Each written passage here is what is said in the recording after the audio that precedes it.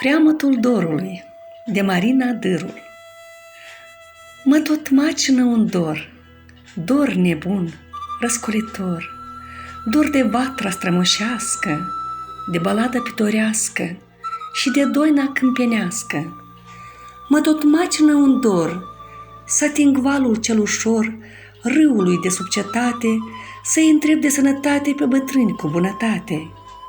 Să mă așez lângă un izvor, mătăsos, verde, covor, lângă o salcie pletoasă, să aud apa unduioasă, frunza în șoaptă sfiicioasă.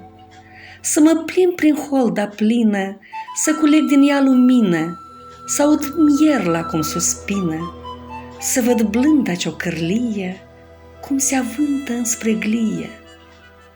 Am avut și am un dor, ca tot omul călător, pe pământ rătăcitor.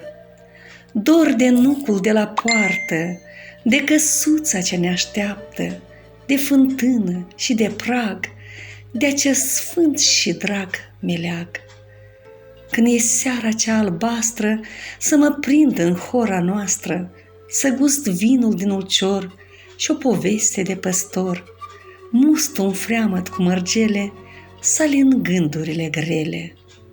Dorule, un zbucium ești, când mă apuci nu mă slăbești, inima îmi frânge în două, când nu pot călca pe rouă, când nu pot ajunge acasă la măicuța mea duioasă.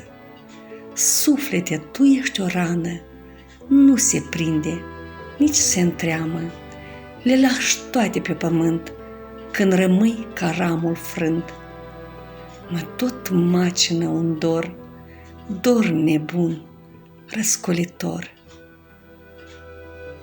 A recitat Irina Nicolae, profesor de educație muzicală, Școala Primară Criuleni.